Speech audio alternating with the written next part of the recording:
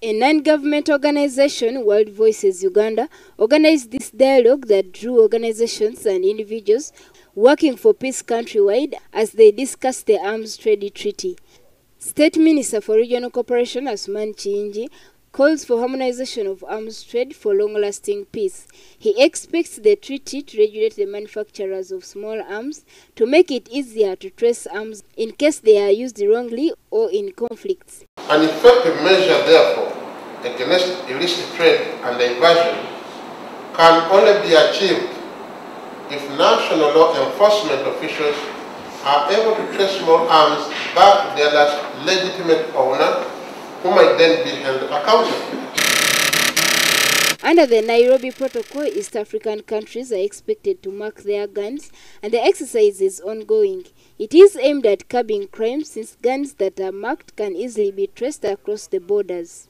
Illicit arms trade has been cited as a major destabilizing factor for peace since many weapons get into wrong hands, like terrorist groups including the Al-Qaeda Global Terrorism Network and the Somali-based Al-Shabaab, blamed for terror attacks including in Uganda in 2011.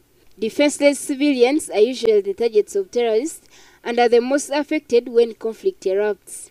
There are no clear figures of the number of weapons in wrong hands, but it's estimated that 875 million illegal weapons are in circulation worldwide. Small arms are also the dominant tools of criminal violence. The rate of firearms-related homicides in post-conflict societies often outnumbers battlefield deaths. Out of all the illegal weapons that exist globally, 90% of these used to be legally acquired. Civil society organizations call for peaceful resolution of conflicts instead of using guns to suppress others. From the perspective of peace builder, our question has always been, why do people need these arms?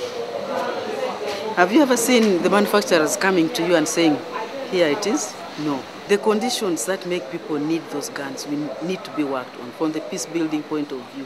And that is why when we work with the communities, we try to help people, one, resolve conflicts non-violently. Uganda neighbors conflict-prone countries like DR Congo, while conflict is simmering in South Sudan.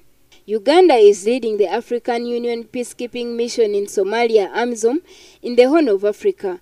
2 decades of lawlessness in Somalia meant the whole region was not safe since illicit weapons keep crossing the borders. Salma Namwanje, Katagwa George, NBS Television.